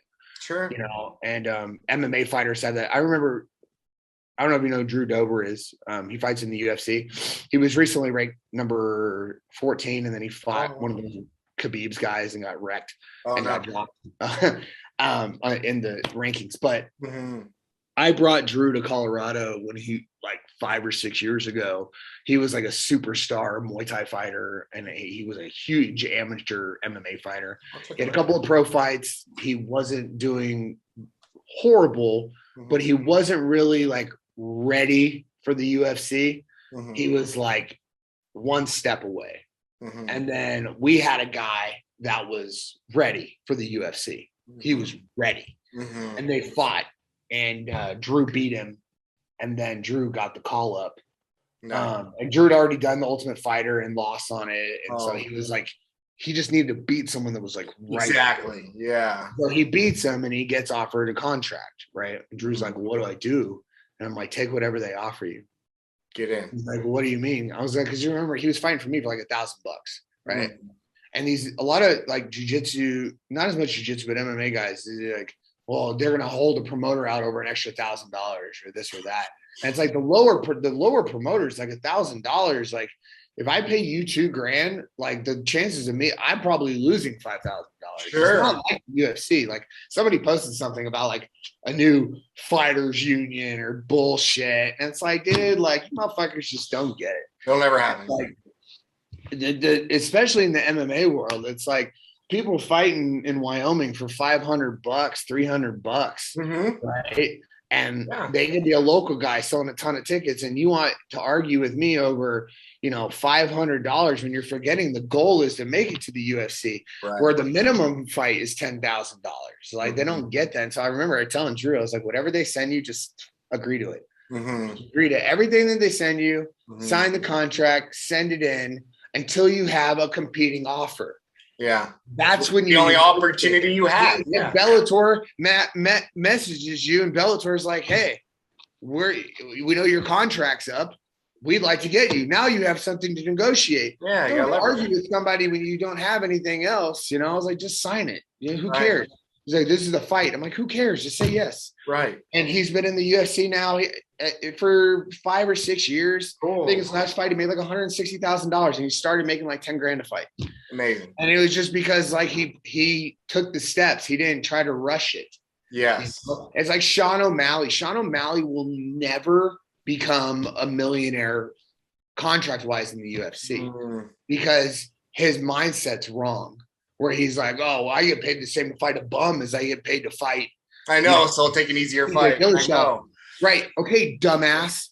Beat TJ Dillashaw. Beat somebody that actually has a name. Get ranked in the top 3. Get a title fight. Make $1 million. Right. Right. Expand your brand. It's just like it's the wrong mentality, man. It's like people, you know, it's like I remember in the Facebook movie, Social Network, the director at Harvard, the dean of Harvard or whatever, is talking to those two brothers, the twins. He's like, that's the problem with students nowadays. Is everybody wants to create something instead of work for somebody else. And it's the same thing is that people want instant gratification and instant likes and instant money and all that instead of putting in the time to earn it. But if you put in your time to earn it, you also earn the promoter's respect. Absolutely. So it's like someone like Drew, he's lost his last 2 fights. He's in no danger of being cut. Yeah. No danger. Because he takes the fight whenever they offer it. If he's not injured, he takes the fight, he fights, gives it 100% every single time. He's got a great attitude. I think he would probably have to lose 5 fights in a row to get cut. Good. Because I mean, not that I want that, but yeah, good. He shows up the right way. Consistent. He did it the right way, and there's a lot of people that do it the right way in the industry, and Elizabeth is one. You know, I mean that Who's Number One tournament, she can make. I don't know exactly how the pay breaks down, but I think like if she wins, it's like $35,000, right? Wow, yeah. And those are cool cards too. Those are really fun to watch. Yeah, that tournament is going to be cool. Something special. You know, it's. You know, kind of like they're trying to do like an ADCC knockoff type of thing with the structure and all that kind of stuff. But they've got a lot of great people in that tournament. It's going to be exciting to watch. There's going to be some crazy upsets, I think, you know, which is great for me. It's always exciting. Yeah, it's always exciting. Stuff. So I'm excited to see, what happens with, Aaron Harp is a pretty big underdog that I think could win the whole thing. You know, so she's on there. Let me look at some of the other ones that I have. So I set the line. I set the lines for this one. So I think. Oh, really? Yeah. I think like some of the really good underdogs on that Who's Number One card. Like I think Mikey's probably the safest bet, but you're not going to win shit. Josh is Mikey losing his temper on Gio. That was so random, huh? I don't know, dude. I know Gio pretty well, dude. Like me and him have been homies for a long time. And I don't know, dude. I know if I'm gonna go hang out with somebody and I have to choose between the two of them, it's sure as fucking gonna be Mike. You know what I'm saying? So Gio seems awesome. He seems super down to earth. I don't know Mikey at all other than the internet. Me and him had some weird interactions where I like try to talk shit like jokingly and he takes it really personally. So it's like that's just not the type of dude that I would like be friends with, but I would totally put him on my show because he's a fucking savage. Yeah, he's great. You know? But like their whole thing, like all of it, like I totally on. It was so weird. Yeah. I was totally on Gio's side. I thought like his complaining and stuff afterwards, like we gave him a black belt. It's like that was crazy. Yeah, like, shut up, virgin. Like nobody fucking. Like, you know what I mean? Like, just shut up. Like it was a match. Like, it's supposed to be competitive. Who cares if someone's going to talk shit? You ever watch Khabib and Connor's fight? Yeah. Like Khabib's talk now, motherfucker. Yeah. What are you going to say now, motherfucker? Yes. Boom. Yes. And then jumped over the thing and fought his staff. God. You know what I mean? Yeah. So it's like, Mikey needs to let his jiu-jitsu talk for him because he is, in my opinion, with Gordon out of the game, pound for pound, I think he's the best grappler in the world. He's so good. And he's so young too, so the upside is there. Even Nogi, since JT's not competing right now, and Gary's not competing right now. Like Mikey, as cringe as he is sometimes, that motherfucker is amazing at jiu-jitsu. Yeah, always amazing. Yeah. And he's so dedicated. But in that bracket, like, look, I mean, Cole Abate would be a good risk at plus 550 right now. But anybody from, no offense to Damian Anderson, I know he's really good and he's got really good heel hooks, but I just can't see him beating not Mikey, Cade, Josh, Mikey. I just think that they're one level or two levels above him. I like Cole in that bracket as an underdog. I like Plato in that bracket. Anybody from Gamer, I mean, there's so many people that could upset, but I think Mikey's probably, I'd like to see Mikey and Josh Cisneros. I was gonna say Josh, I'm really interested. Or Mikey and Cade in the finals, but that bracket's great. The 155, the girls tournament, the 115, I don't really like that bracket at all, to be honest with you. I don't think anybody beats Maisa Bastos. Maybe Tammy Musumeci, but who knows? I mean, I don't know. Yeah, Mikey took off all that time and came back and was a murderer. That's his training partner. Adcc champ, I believe. She may be, but at plus 125, I don't really know if I'd bet on her. Tubby Aliquin is really underrated, but I set her odds properly because she'll probably get third in that bracket. Grace Gundrum is a fun one because you never know, but I think she's going to wind up being too small to compete with Tammy and Maisa, and Maisa's already beaten her before. Alex Mywin has no chance. Danielle Kelly has no chance. Jessie Crane has no chance. Jessica Khan is so hit or miss. Who knows? Yeah, so that bracket is not as exciting to me as it's totally different. The 185 one is really interesting because I think Dante Leon, Pedro could win. I think Pedro Marino could win the whole thing. But I don't think anyone in this bracket can beat Mika, to be honest. But I also think Roberto, Ty, Pedro, and Dante Leon can all give him a hell of a run for his money. And if he gets the length of the tournament might be the thing that gets him because it's 2 days long and he's got to win 3. He's got to beat 3 of these guys. But I think Mika's probably pretty solid to win that one. But fuck, Roberto, Ty, Pedro, Dante, I think all have a great chance. I don't think that John Blank has been competitive enough. That's not what I mean. I don't think John Blank has competed enough. He's been busy enough. Yeah. For Roberto, Ty, Pedro, Mika. For Dante too. Dante has just been competing nonstop. I don't think he's ready. Dante can beat anybody.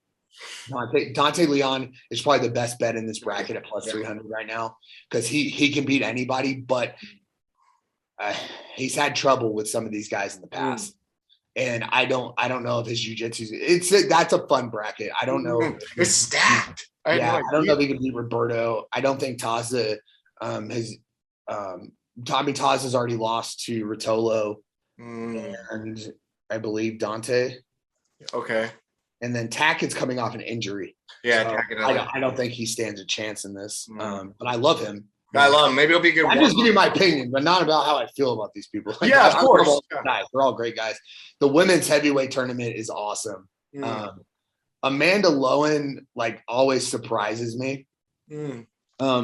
Because she fought for me quite a bit in Portland and Seattle, and I always thought she was good. But I haven't. She beat Raquel Canuto, who I'm a big fan of, but it was because it was EBI rules, and had it not been EBI rules, Raquel would have won that match. Okay.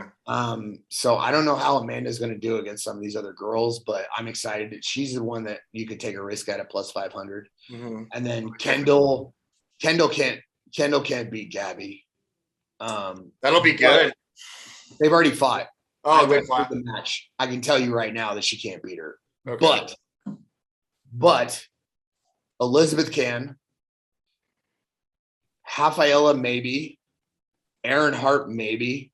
Anna Carolina can't beat Gabby.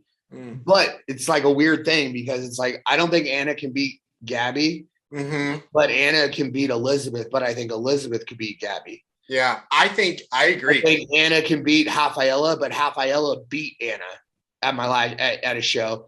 I think Aaron, who beat Rafaela, could beat Anna, could beat Gabby. I don't know if she could beat Elizabeth Clay or Kendall. You see what I'm saying? Yeah, no, I know. Wow. It really depends on how they draw this thing, on how it's going to win, because someone that could beat, if they put Aaron Harp against Gabby Garcia in the first round, because I don't know if it's random seeding or how they're doing it. Mm-hmm. She could fucking win and then lose the next round to Kendall, and Kendall could win the entire tournament. Could you imagine? So it's like, so that's what I'm saying. Yeah. A lot of this is going to be the seeding. Now, the men's heavyweight, I don't think anybody can beat Kynan. Kynan's, yeah, he's on I think he's a lock for this one. Tex can't beat him. Panza can't beat him. Hasim can't beat him. Kyle Bain can't beat him.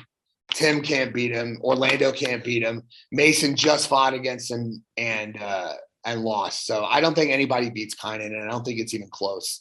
Mm-hmm. But who knows? Yeah, that's actually still Lachlan beat him. Lachlan beat Kynan. So if Kynan gets hurt or some freak thing happens, it'll be interesting to see how Mason does against Orlando Sanchez and how Orlando Sanchez does in a competition that only submissions count, because I believe, and I might be wrong, and I'm sorry if I am, but I believe he won Adcc without scoring a point. It was a lot of wrestling. I know that. I mean, it was a lot of back. Yeah. So how's he going to do when someone just sits guard? Right. So it's like you get Orlando can out wrestle everybody in this bracket, even Kynan. Mm-hmm. But I don't know if he can handle the athleticism of Mason Fowler or Tim. I was going to say Mason. I love Mason, and Mason's kind of a wild card too, because all of his major wins have come at jail show at EBI rules. EBI. Yeah, and that's not. I actually like the EBI rules, but they're not. It doesn't transfer over to who's number one's rules, because you start in a position. So it's like exactly you're starting it from a back. I'm trying not to talk shit about anybody because I respect all these people. But Kyle Chambers fought Rolando Jr. on a show that I hosted that was EBI rules, and Rolando probably scored 40 points on him during regulation, at least, and then Kyle killed him in overtime. Literally murdered him in overtime. So you got to know the rules. Exactly. Yeah. And I can't see Orlando winning this division in this rule set, but I can see him being a problem. And I mean, he's a handful no matter what, right? And he's so strong. I'm not a big believer or fan in Kyle Bain. Me and him don't like each other very much. So I don't think he'll do well, but I think that might just be personally because I don't like him. Hasim is a weird one because he's huge, but he hasn't fought anyone of this level. Mm-hmm. So if I was going to bet on anybody, I think I would go heavy on Kynan or Hasim at plus 600, because who knows, dude? Like he might be that good. He could be. Look, man, I'd love to see. But if Kynan got taken out, Tex could win the whole thing. That's Tex is a sleeper one, because Tex is funny because I think sometimes people don't like him or for whatever. He can't beat three of these guys. He's very good, and I know, but he can't beat Kynan, Mason, and Orlando, and Tim, and him and Kyle Bain would be a hell of a match. I'd like to see that. It's like when I'm looking at this and I'm seeing this, the hardest one to do was the women's heavyweight tournament, and the second hardest was the men's 185, just because this guy beat this guy. Like Roberto is a plus 150, Pedro's plus 250, right? But Pedro has Roberto's number. Yeah. But if they're on separate sides of the bracket, there's a chance that Roberto makes it to the finals. They're on the same side of the bracket. I think Pedro makes it. So I don't know. I think that tournament's really exciting, and I'm excited to watch it as a fan. I wish my relationship was better with Flo and I would be producing the event. Yeah. But it is what it is. But yeah, I'm excited to watch that one. It's going to be a good one. That's going to be great. Thank you for breaking that down so extensively, especially the girls heavyweights. That's going to be. It's weird, man, because like I wouldn't have thought, and I like Baby, like she's really good, but she seems to have Elizabeth Clay's number. She's beaten her now at Pans and at Who's Number One, which means she would probably beat her. She'd beat her at Fight to Win too, because Who's Number One, the rule set's the same as mine. They just So, but Aaron is such a hard thing to figure out. I know. I'm going to really get into her videos. She started as a plus 700 when the line maker sent this to me, and I was like, fuck no, dude. She's like the 2 or the 3 seed. Yeah. He was like, why? Because she beat Rafaela? And I'm like, yeah. Yeah. Yeah, but Rafaela beat Anna Carolina on my show, but Anna Carolina's had more access at who's number one. Right.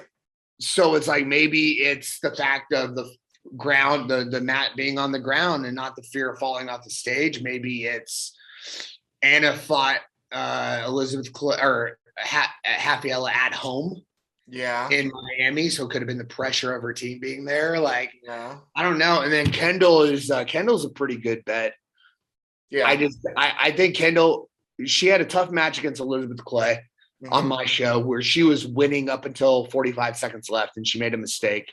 And then I was coaching Kendall in that one, which is funny because a week after that I coached Elizabeth when she fought Rafaela. So I don't know. I think Kendall can beat everyone but Gabby. I think Aaron and Rafaela are probably the only ones that can beat Gabby. But I think Anna Carolina can beat all the rest of them except Gabby. So it's like, I don't know, man. Like, it's going to be interesting. Yeah. The way I'm running lines on the show is like, I'm going to get the bracket the day before they announce it. So I can set the first round matches. And then they're doing like kind of a weird break system. So I'm actually going to be able to do odds running with the event. So I'll be able to do first round odds, second round odds, and then the losers bracket odds as it goes because of the way that the structure of the event. So it's going to be really exciting to be able to do that because normally people don't even like to bet on the tournaments because there's so many variables.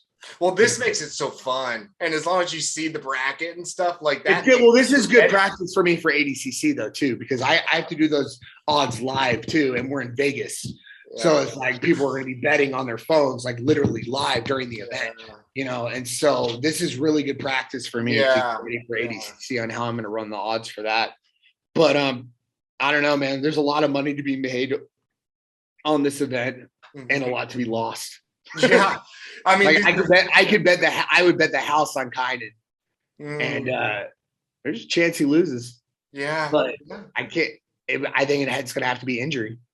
Yeah, which could happen. This is jiu-jitsu. Yeah, I mean, look at Ronaldo Jr. right now as he's hurt, and you don't know what injuries these guys are going into going to matches. It's funny. It was like Jackson Nagai just lost to Michael Leary Jr.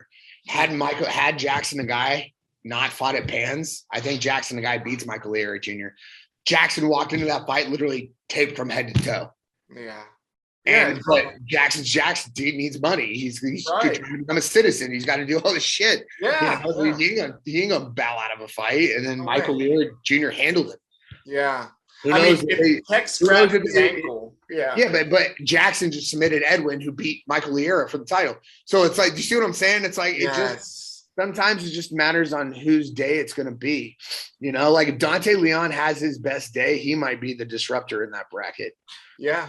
I mean, he does have Fuck, you don't know, dude. It's like these things they're easy and they're hard to set because it's like who won't win, right? There's like two guys per bracket. There's like Amanda Levy, great competitor. She's not going to win this bracket. Amanda Lowen hasn't fought this level of competition. She's not going to win this bracket. Right. Taza hasn't been consistent. Blank hasn't competed enough. Danielle, Alex, Jesse, no way they're going to be able to beat Maisa and Tammy. Damian Anderson, Cole maybe. I don't know. Cole hasn't fought this level of competition. I'd love to see Cole versus Cade. That'd be cool. Yeah, because Cole is like, the thing about Cole is like he's been around. For those that don't know, he's been around forever. Cole has been winning tournaments for me since he was like 7. Wow. I've known about Cole Bade since he was a yellow belt. And I used to have referees ref his matches so tight that whenever he would start to go for an armbar, we'd tell him to stop. Yeah. He would fuck up so many kids. And it's funny, I had Roberto and Cole teach a seminar for kids when I believe Cole was an orange belt. Roberto was a green belt. Wow. And 150 kids showed up. Wow. Yeah. And dude, so that's how long I've known those two, like since they were little kids in Texas. Yeah. And it's great to see them doing this, but I think Cole might shock everybody. Cole might win the whole fucking thing. Well, he's so squirmy. Yeah. Dude, he's a man. He's a man now. You know that kid spoke fluent Portuguese by the time he was like, yeah. Like he he got great training as a kid. He's getting better training as an adult. I mean, he's not even an adult. He's still fucking 16 years old. Yeah. 17 years old. And I think he'd be a fun one to bet on because at plus 550 right now, fuck, man, I'd probably throw a couple hundred on him. God, he would be fun. I would put, if I was betting on that division, I would put all my money. I would put like a couple hundred on Mikey and then a couple hundred on Cole. And then whatever, I would just make it to where whatever I lose on Cole, I can make back on Mikey. Right. You know what I'm saying? That's how I would go. But the parlays are pretty crazy that I've seen. Some of these parlays, there's parlays that are $25 that pay out like 10 grand. Ooh, that's awesome. That's so awesome. Yeah, awesome for them if I fucking lose. You know, but it's like some people like to run some money on Danielle Kelly. Yeah. We'll see. Yeah. You know, I mean, yeah. I don't know, but I don't know. It's going to be a fun one, man. It's going to be fun to watch. This is going to be great, man. I didn't even realize today when we were going to speak that this would come up, and now I'm so pumped for this. Yeah, no, it's a good one, man. Yeah. I mean, you know, Flo uses. It's funny because like we set the lines for Bet DSI. We set the lines for Bet Online. Like my company does that, but they won't use us to do it because they feel like it's like a conflict of interest or something. So it's like whatever. So they use those other companies. So people go and lose money on those sites because my odds are way more specific. You know what I mean? I know more about it than those guys do because I don't adjust their shit for them. I just give them like original picks and then just whatever, let it happen. You know, so yeah, betting on underdogs is always better on my site. Betting on favorites is always better on their sites. Okay. All right. Yeah. But because I give way better odds. Like they would never do like a plus 1,000 for somebody. Sure. I'm not gonna take a risk on it. I'll do it all day. I don't care. Yeah. You know, sometimes it gets scary. I mean, I'm sure. Well, especially when it's unpredictable. Well, there was a match that happened between. Fuck, I can see the kid's face. He's a brown belt out of New York, trained at Savarese. Now I think he's at Henza. Sean Yadamarco fought, I want to say, Andrew Tackett. And there was like 10 grand on Yadamarco at like plus 600. Ooh. I was like, fuck. Because Yadamarco's good. Yeah. You know, and I remember watching it and just being like, fucking finish him, Andrew. Fucking finish him, Andrew. God, finish this match. Yes. I do not have the money to pay out $60,000 on this kid right now. Yeah. You know, and I was like watching it, and then he finally like beats him, but it was like by points. And I was just like, yeah, you know, it's like, terrible. If any of the Paul brothers ever lose, I'm going bankrupt. I'm telling you, Jake and Logan Paul are the only reason I'm still in business right now because people don't believe in them. Oh man, like the last one, like we did pretty well on with Tyron. Yeah, yeah, I was proven right. Or the Ben Askren one. Holy shit, we made so much money on that fight. Yeah. I lost money. I bet on Askren. Yeah, of course you did. Everybody does. I did. My loyalists to wrestling, I totally did Mayweather too. I couldn't believe the amount of bets I got when Mayweather fought Paul on people thinking Floyd was going to finish him. Yeah. I think the only finish that Floyd had was Conor McGregor, and the one time when the guy wasn't looking and he hit him when he almost was with the ref. Other than that, he always wins by decision. Why would you bet? Like, you got to know what you're doing, you know, especially like jiu-jitsu people that like bet on football and stuff. Like, they don't know what they're doing. Yeah, I have no idea. You know, like you got to research your shit. You know what I mean? Or I guess I don't want to put that out there. Like, but yeah, bet on stuff you have no, bet the house. Bet the house. Literally sign over the house. I needed to keep going, but yeah. Man, Seth, you're the man. I appreciate this so much. Again. No problem, man. I like talking. It makes me feel better. I've had kind of an up and down week because I'm like super burned out right now. Yeah. But you know, talking to people that are excited about what I'm doing, it always helps me. You know, try to get back in the game. I'm glad, man. I'm glad you're back like at your office and hopefully able to recharge a little. Because you've been grinding.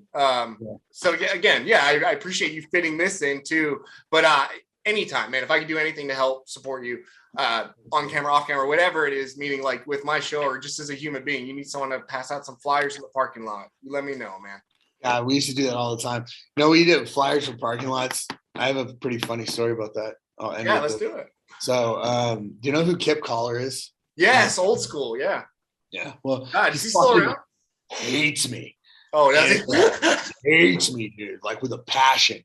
Yeah. And it started like 10 years ago or more, maybe longer, when he had the contract for the Europa Super Show. Mm-hmm. And it was by Dahlimer at the time. And the guy that was running Dahlimer became a friend of mine. His name's Scott Templeton. Okay. And Scott runs like all the expos. And they're not called Europa anymore. They're called something else Expo. Mm-hmm. But so he wound up, Kip was a pain in the ass. So Scott took away Naga from them. Right. Mm-hmm. So Kip started having problems because I wound up getting it. So Kip has like a problem with me and starts. So one of the funniest things about Naga that they do is if you put out flyers at their events, they'll announce that your event got canceled during their event, which is hilarious. Whoa. Okay. Super funny, right? I think it's hilarious. And he has rules posted everywhere. No soliciting of other events, like for sure, everywhere, right? I don't fucking care. Fuck Kip, right? Yeah. And so like I sent a group of people to flyer cars at a parking lot in Dallas at one of his events because I had a show coming up. So he calls me like during the event. I'm not even there. I'm in Denver, like cussing me out and all this shit. I'm like, fuck you. What are you going to do about it? And call the police, whatever, fucking douchebag. So like 3 days later, I get a letter from his attorney for a cease and desist for putting out flyers. So I sent him a certified letter back from my attorney that said, suck my dick, Seth Daniels. Yeah, so it was like that's the last time I had any contact with that piece of shit. Oh, yeah, I mean, that was at least 10 years ago, man. I don't even know if he ever got the letter, but I like to think that he did. You won that round. Yeah, fuck you, dude. Like, it's such a shit show. Nothing better to do than to send you a letter from his attorney. That's the dumbest thing ever. I fucking hate that guy. But he's funny. It's funny too because I get along with a lot of the tournament promoters. Like me and Grappling Industries were cool. You know, I went to their event. That's where my son competed. Like, oh, cool. And I have no problem. I went and helped ref the tournament. They were short of refs, so I was like, I don't mind. I don't give a shit. That's awesome. You know what I mean? Because I don't really see anybody as competition anymore. Yeah. Like, fight to win's its own thing. I agree. You know what I mean? And I feel like everybody else is a competition with each other. You know? You know, I mean, they tap cancer out, whatever. And then, you know, Grappling Industries, AGF, all those guys, like they're good at what they do and they're on their level and then I'm on my level, whether my level's above them or below them. It's just, I'm on my own level. Sure. You know what I mean? I agree. No, you're totally I literally don't see any of them as competition. I try to avoid doing events near them just because it's best for the competitors. Yeah. But not because like I'm afraid of, you know, them messing with my numbers. No, it's actually I would run head to head with IBJJF. Like fuck those guys too, you know. I mean, like they don't do shit for anybody, you know. Yeah. That was one of the things that made me laugh about Pans was like, you know, all the people with their, you know, their medal picture holding up their medals and shit. And I'm like, all the people that, you know, talk shit about the financial part of the game. You know, it's like, oh, that only averages out to $150 per person or $200 per person. I'm like, so on my show, they made $200. On this one, they lost $1,000 paying for travel and all that stuff. But hey, you got a medal you got a picture holding a medal. And for some people, it's more important. Yeah. That's why I tried to explain this to Ryan and I tried to explain this to other super fight promoters that just don't get it. Mm-hmm. That's like some people don't compete for money. Some people don't compete for medals. Some people don't compete. Some people do compete for social stuff. Some people compete just to get it out of them. Right. People have different reasons why they compete. So I don't really care if people do IBJJF or do my show or Zapatero or any of the other stuff or pick one or the other. Like as long as people are competing to better themselves, and that's all that really matters in the end anyways. Yeah. You know what I mean? Because everybody has their own why and everybody has their own reason. Yes. And some people are just more comfortable in the tournament format. I'm personally not. I can't do more than one match. I'm fat. I'm out of shape. I'm old, man. I get hurt way too easy. Yep. And I don't care about medals. I don't. I don't give a shit. Yeah. You know? But my son, that meant everything to him. Right. Yeah. Yeah. And that experience the world. So, I mean, everybody's got their own thing. Everybody's got their own reason. And there's no real reason, you know, I mean, to bash anyone outside of, you know, Naga. That's right. I'm just kidding. I don't even know if he runs it anymore, to be honest with you. I'm so disinvolved in every other company, what's going on. Like, I don't literally have no idea other than JJF, because I look at their schedule, because I try not to schedule stuff on like bands, worlds, masters worlds. And it's not because like I know I can't sell tickets. It's just because I don't want the teachers and instructors to have to pick. Right, exactly. Or them traveling or whatever, because I know it's important to a lot of people. So yeah, for sure. I do think their ranking is bullshit, though. I think it's terrible. The ranking system for IBJJF. Yeah. I mean, as many issues as I have with Flow Grappling, I think as far as rankings are considered, it's the best system. I think they would be better off if they were using rankings from shows that aren't on their network. I think that's kind of shitty that they don't really do that. You know, because I think that people that fight at SUG or people that fight at it's a good point. Why do they choose? Yeah. Well, because they're not unbiased network. They're a streaming service.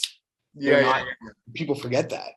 So it's like they have reasons to do what they stuff, but their rankings are biased based on who competes on Flow Grappling events, which is fine. While I'm on Flow Grappling, it makes sense. But it's weird, you know, when you see sometimes you're like, that guy just beat that guy. Like it's not even on there. It's like he's not ranked. It's like it doesn't make any sense. But it's just the way they do it. But it's still better than IBJJF, because IBJJF, all they're really doing is rewarding the people that have enough money to travel to their events. So it's not even based on strength of schedule like football is. It's not based on who you beat, how many people were in your bracket. It's like if you win Masters and you win a Division of 2, you get the same amount of points as you would if you won a Division of 46. Right. That doesn't make any fucking sense. That's crazy, right? Yeah. You know? And it's like, oh, and you're proud and you're bragging and you're posting, I'm number 1 and ranked in the world and blah, blah, blah. It's like, yeah, but you haven't beaten anybody that's ranked in the top 10. Right. Yeah. So it's like, congratulations, Masters 3. Like, you know, like I'm Masters 3 or 4. I don't even know what I am at 40.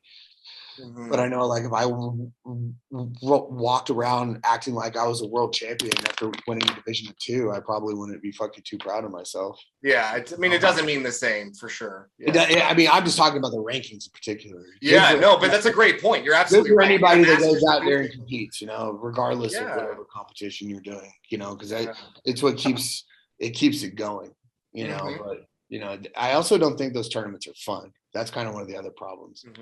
It's boring. You know what I mean? Like, you ever go to one of those IBJJF tournaments? Like, the best part about the IBJJF tournaments is seeing all the other people from the community. That's the best part. Yeah, I agree.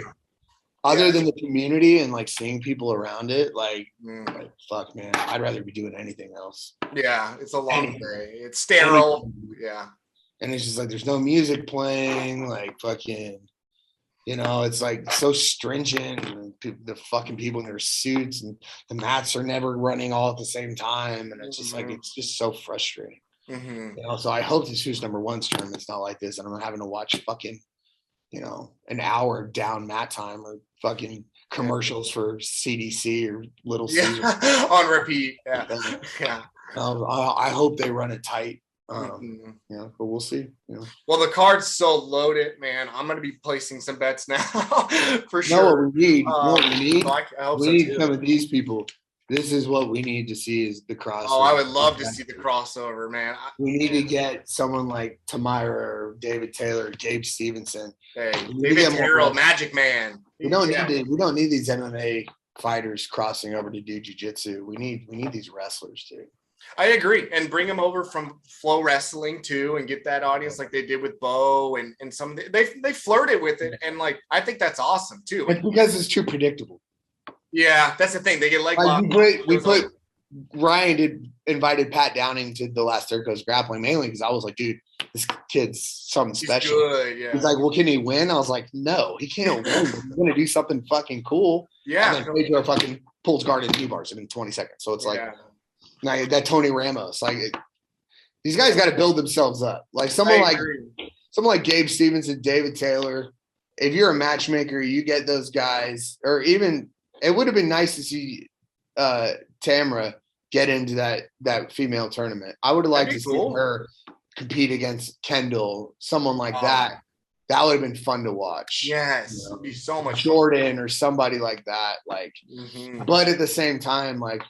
we gotta let these wrestlers build into their grappling abilities. Exactly. Otherwise, why would they do it? They're making Yeah. hundreds of thousands of dollars, getting paid a lot of money for these matches. So it's like, to get them to switch over, it makes more sense for them to go right into MMA, because then the majority of their skill set, which is taking people down and punching, which is easy. Right. You know, getting leg locked and stuff like that, just doesn't sound that great of a plan to a guy that just won an Olympic gold medal. Exactly. You know? So it's like, I don't know. Maybe there's something there. I mean, I'm at my wrestling headquarters right now, so we're gonna talk about the possibility of trying to get some of these guys over and seeing some of these athletes, because I just think the Olympic athletes need to get a little bit more love. Man, I agree. Man, I so agree. That'd be amazing. It'd be cool if you could engage with any of them, male or female. Like, it's awesome. And the girls' teams are awesome too. Man, there's who would be sick to see at ADCC if we could pull it off? Triple C. Could you imagine? Man, I think he could win the whole thing. That rule set, he could. Yeah. That rule set. Panquino's not doing 66 kilos, right? Mm-hmm. So if he's out, then the number one seed becomes, who got second? Kennedy. Last year? The number one seed. Number two seed is Paulo or Joao. I don't remember which one of them it was. They got third. Gosh. Pai's out. Yeah. But you only have two returning placers. That's crazy. Wow. Okay. So you have two returning placers. They're guaranteed spots. Mm-hmm. And then trial winners. There's 8 of those. So that gives us 6 invites to play with. Man, that's cool. So how sick would that be if one of them was Triple C? Oh man, Triple C would be amazing. I can tell you that we're going to be going after, and by we I mean awesome. Is that we will be going after people we think can win. So it doesn't really matter what sport, especially because of ADCC's rules. Yeah, if we get our hands on Triple C, Jordan, Gabe, any of those guys. Look at Nicky Rod, dude. Nicky Rod. I know. Well, hey, he was a blue belt, man. Yeah. Come on. I mean, yes, but literally the world's most athletic creature ever. Yeah, this cartwheel passes and outside. I would put Nicky Rod in a fight with a fucking tiger. He's amazing. I don't know if the tiger would win.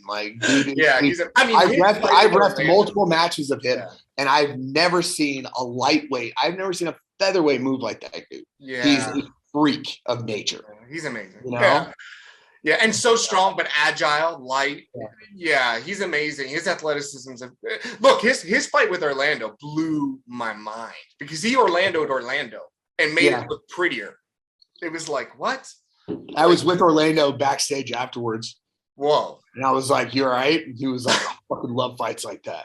It was cool. He was like, I hope me and that kid have a bunch more fights. That's cool. I was like, you going to do the open division? He's like, fuck that. I'm done. Yeah, I had 2 matches, bro. I'm good. Yeah, go ahead. I like Orlando a lot. Yeah, he's cool. Yeah. Although he was totally wrong with the thing with Sean Strickland. That was intense, that arm lock, man. I know Sean. I hung out with him in Berlin when we were there for a week. Mm-hmm. And Sean Strickland is not that's not a dude that you fuck around with. Yeah. Yeah. Sean was really there and was like, fuck this place, fuck this country. I want to fucking go home. I'm gonna beat the shit out of this guy, get the fuck out of here. I hate the food, I hate the people. Mm-hmm. I just want to be back in America. It was like, dude, relax. Sean's super intense, all the time. But he's cool. He's cool. He's just really down to earth. He doesn't right. This is his life. Yeah. He's a fighter. Right. And Orlando's not a fighter. Orlando's a grappler. Right. You don't go into somebody's world and fucking try to injure them. I mean, that's great. Exactly. And that put him on. I mean, that could affect his career. I thought Sean was absolutely right to. I thought if I was Sean, I would have whooped his ass. Not saying I personally. No, I got you. Yeah. Or would Sean was want cool about to be in any type of altercation with Orlando ever. Even if it was paper, rock, scissors, dude. Yeah. I don't want to fuck with. I love Orlando. But if I was Sean, I would have fucking gone crazy, man. Yeah. So those guys, Sean's getting paid what? Fucking over $100,000, $200,000 per fight? Yeah. Fucking no way, dude. I'm fucking throwing brass knuckles to your face, dude. I mean, he did the spinning back fist, but he didn't connect, and then he separated. He was cool about it. He was cool about it. He was right, though. He was. I mean, that arm wrench. He's right though, because it's like, what if they switched worlds? Yes. Yeah. That's his career. Don't ever forget that. You know, I had a situation like it always reminds me. You know who Dwayne Ludwig is? Yeah. Old school. Yeah, so, a great kickboxer. MMA great guy. kickboxer, right? Horrible fucking training partner. One of the worst experiences I ever had in my life was training with him. Oh, it was my first day ever kickboxing. No, with Dwayne Ludwig. We were at the same gym. He's Oscar Martinez was our coach. So Dwayne comes in, and this is before Dwayne. This is after Dwayne made his first 2 runs in the UFC. Okay. So it's in between time where he was fighting at like Strikeforce and Ring of Fire and stuff like that, like before he made his last run, right? Okay. And so he's at the gym, and he fucking puts me down with a liver shot. Like the first fucking time I've ever done sparring in my entire life, dude. And then like talking shit and running his mouth. Oh my God. Right? And then I'm like, man, fuck this guy. You know, the guy's a piece of shit. He's a fucking asshole. And then we go to training at wrestling, and we're at Grudge, which was like before Elevation Fight Team. It was like Denver's fight team we had. And I was there to wrestle. And now we're in my world. Yeah. And all of a sudden Dwayne's like, and they're like, you're partner up with Dwayne. I'm like, man, fuck him. I'm not doing that shit. And Dwayne's all like, oh, thank you, coach. Yeah. And we're like working, like being all respectful. And I'm like, what the fuck? I was like super irritated. So we go live, and I fucking speared him right in his fucking chest. Then because he had a busted clavicle, or not clavicle, sternum. Yeah. So I like re-cracked his sternum, and I didn't feel bad at all. It was like, the dude like tried to murder me in kickboxing, and then he's like being all respectful in wrestling. Like you got to be the same everywhere, especially when you're going to. If you're training with someone and you're not in. I'm going into your world, right? Yes. Or I'm sorry, you're in my world. Right. It's be like me going with a Muay Thai fighter that's a white belt and submitting him 100 times. Right. And talking shit about it. And then going over to his side and like not knowing how to do anything and getting the living fuck beat out of me. Like you got to know how to work with each person. Exactly. And be humble. I don't know how we got on. Oh, because of shot shit. I was like, I don't know. Yeah. No, it's a good story. It's crazy. It's crazy that that was your first day kickboxing ever. Yeah, it sucked. It like ruined. I mean, I sucked at striking. Terrible. Same. Horrible. Awful. I'm awful at it. But like he was like one of the best in the world. Yeah, he's amazing. It like literally ruined like it like created a fear of for me in sparring like forever. Yeah. You know, and it's like that's one of the things if you go back to like the whole issue with fight sports and all this stuff that's happening. And it's like you got to remember that beginners are beginners and they're like babies. Yeah. You know what I mean? Regardless, you know, like you got to treat them like they're little kids and bring them up and not bring them up so you can groom them and fuck them when they're 15 years old. Like bring them up to be good people so that they can carry on the torch, regardless if they're older or younger, to the next set. And people need to remember that we're in the service industry. Yeah. That you know, is for me, you know, I have a service, people buy tickets and they come, and I need to put on a solid event for these people. That's what they're paying for. The service, right? For sure. You go to a gym, you're paying for a membership. You're not paying to be sexually harassed by higher weight. You're a white belt, you're not paying to get your ass kicked by black belts. Yeah, exactly. I always tell, it's funny because like I'll go with women at my gym that are white belts or blue belts and they're scared, like you can tell. You know, like maybe they don't know me yet or whatever. But like when I'll go with the purple belts or a higher level female, there's zero fear. Right. Because they know better. They're more afraid to go with that white belt girl because there's more chance that white belt girl is going to hurt them. Right. Than the 230-pound black belt. Exactly. You know, and I'm not saying I can beat all girls. There's girls in my gym that can beat me. Sure. You know? But like, you know, it's a weird thing in this sport where it's like, as you're a white belt, you go as hard as you fucking can. Every roll. Because you want to beat the other white belts. Because you're at the same, everyone's better than you. It's your first day.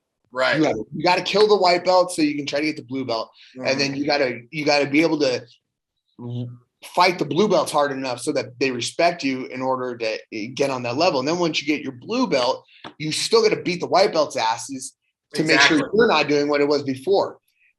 And then you got to go hard with the blue belts. And then the purple belts, you got to go super hard with. Then as you become a purple belt, you start realizing, okay, a white belt's like a joke. Like I can't even, like, these aren't even real people yet. Like I Mhm. have to literally like help them as much as I can so they don't hurt me. Right. And Exactly. Guide them. the blue belt you got to keep in check. You can go hard with the purple belts, you go harder with the brown belts, and you try to kill black belts unless you're too young.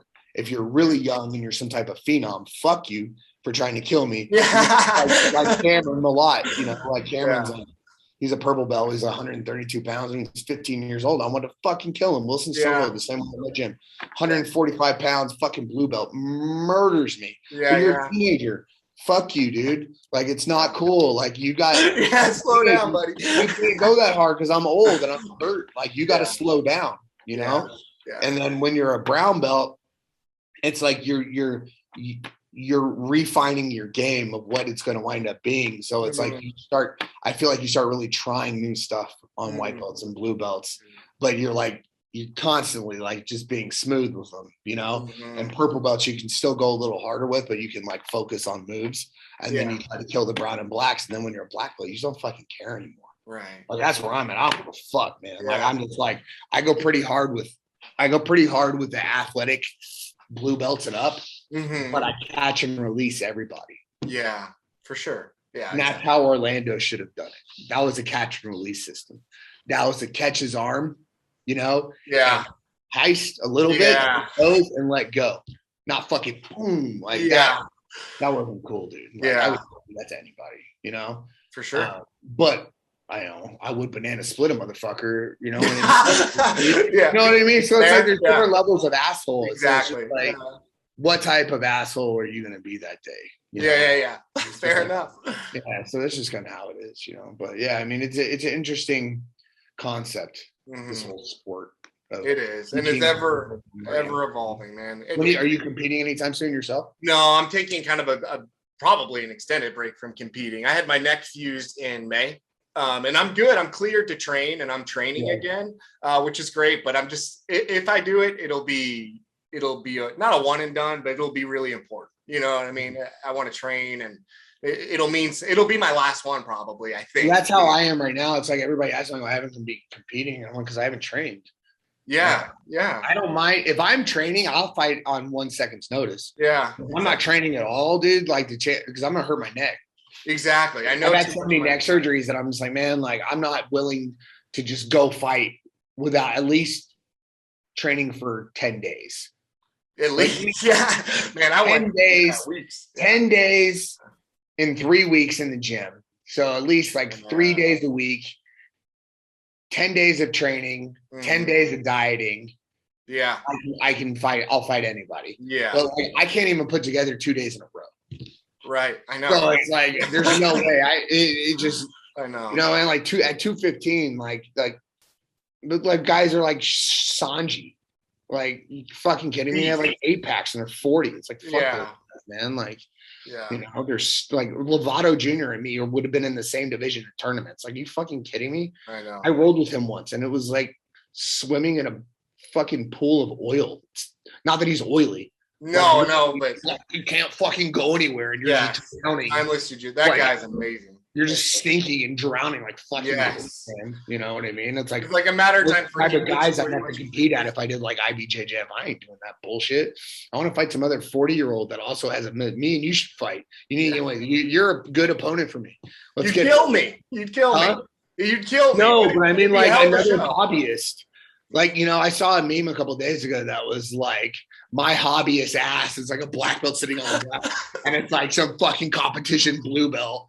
You know, it's like, man, fuck you, dude. Like, no, it's true. Sucks. They're out. You know, and sometimes you forget how old you are until you go with those kids. Oh, I know. Well, that's the thing. I absolutely forget, and then I'll go to an open mat, and by my third roll, I'm like, I'm fucking old. Yeah. Like, the last time I've gone with Roberto Jimenez like 4 times in my life, like when he was a yellow belt, orange belt, green belt, and black belt or brown belt. He was a brown belt last time. And when he was a green belt, I was a brown belt, and we were pretty.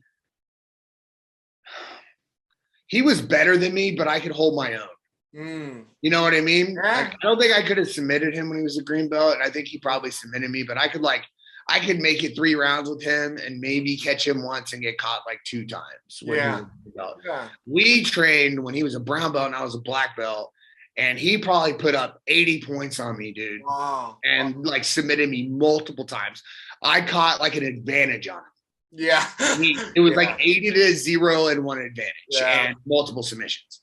And it was just like the curve. It's so crazy. It's like you're going, and then you're like maybe a little bit. And then when you're a kid like that, it's just like, yes. Yeah. You know, and it's like that's one of the reasons I think this tournament's fun too, because there's the difference of ages. You got in the 185 tournament, you've got 3 guys that are under 19 years old. I was gonna say Cole. That's so exciting. 4 guys that are under 19. So you got Tackett, Ty, Roberto, and Mika are all under 21 at least in one bracket. But then you got, you know, John Blank's probably close to 30. Dante's close to 30. I don't know how old Pedro is. But yeah, there's some really good youth in this. Jessica Kahn's really young. Grace is really young. Danielle Kelly's really young. Cole's young. Damien's young. But then Gio is like 30-something years old. Then, exactly. Yeah. You know? I don't know how old Mikey is. You know, Anna's got to be in her 30s. Erin's in her 30s. Javaiola's early 20s. Elizabeth Kendall in their 20s. Amanda's in her 30s. Mason's a kid. Kynan's a kid. Orlando's in his 30s. I think Tim Springs is close to 30. Kyle's probably close to it. It seems like almost 40. Texas is like 30-something. Bonza is in his late 20s. So it's like, it's going to be fun because there's definitely some generational wars. Yeah. But I think like this next ADCC, I think we're going to see a whole new crop of winners. You know, I agree. It's going to be Mika will probably win, or at least make it to the finals against JT. You know, it's going to be crazy, man. Like Nikki Rod will wind up being the number 1 seed at heavyweight going into the tournament because Kynan's going down. So Kynan's going down to the next one down. And then I think Gordon is actually competing. I was going to say, surely he's in. So he's doing I believe Gordon is doing his division and the super fight, which has never happened. Wow. And I'm totally against that, but I have no say in anything that happens. Oh, really? Yeah. Especially if he fights Andre. I mean, if that fight happens, my God, that's all that matters. Like, imagine if that happens and we spend $100,000 marketing it and Gordon gets hurt, fucking tripping in the tournament. God, you're right. That's high risk. You're right. But it's not my call. It's not, you know, I just make sure. But if that match happens, but then so you got Nikki Rod at the 1 seed, and then Nikki Rod, who got 3rd? Lyles. Was it Lyles? No, that's open weight. Oh, I don't even know who got 3rd and 4th. No, Cyborg pulled out. Buchecha got 3rd. Buchecha got 3rd. Buchecha got 3rd. I don't see Cyborg getting an invite. So you got Nikki Rod and Buchecha. Oh, that'd be great. Oh shit! Can you imagine that? Because he won't be bullied. You know, he won't be bullied. That match would be insane. It would be that would be so fast. It would be really fast. Yeah, it'd be craziness. They're going off the side for sure. Yeah, for sure. I don't know about that. We added 9 feet of safety. Oh, you did? Nice, good. All the way around. Okay, good. So the mats they were 32 feet by 32 feet. Now they're 43 feet by 43. It's huge. Yeah. It's huge. Yeah. I was not happy about it. But once again, no control over the mat size. It's not my thing. Sure. You'll know my stuff when it happens. Yeah. Well, hey, I hope he stays healthy. I mean, Gordon could do both. I mean, he could win the tournament and do the super fight. I don't know why he would want to do that to himself unless it's just more money. Why would the only person that could potentially beat Gordon. There's no one in the division. Kynan, maybe if he pulls something off, could beat him, but I don't know. I mean, that match I think would be really good. But Kynan, he got heel hooked by Cyborg and he got heel hooked by Lachlan. Yeah, so it doesn't I look don't know. I wouldn't bet against Gordon. No. I think the only person that can beat Gordon would be Caval. Honestly. And just because no one knows that rule set better than him. That's the thing. He knows the rule set. He knows that. I mean, I don't care. Gordon called himself the king if he wants, but dude's won the ADCC super fight 6 times. Yeah. Look, it's a great debate. And I credit kind of Gordon for bringing it up, at least to my consciousness, because to me, Galvao was the man. He was the man. And then Gordon, came and we saw what kind of happened there. He, wrote history. But it's like when you debate those two, you got a guy with an awesome submission rate, and then you got a guy with the great winning rate. Like Galvao wins, but he didn't submit everyone. You also have a 23-year-old kid versus a 41-year-old man. Right. A 23-year-old kid that, I mean, like what he is, lost half of his gym, including his brother. Right. So now he's like him and Danaher and one other guy, then a bunch of other, blue belts that are probably going to join their gym. Yeah. It's a weird situation, that whole deal. I know, but Gordon's only responsibility is Gordon, is what I'm saying. Yeah. So Gordon's only responsibility is training and, recovery right now for whatever he's going through. Sure. And he has no responsibilities other than that. He's got tons of money. Yeah. He doesn't give a fuck about anything else except himself, right?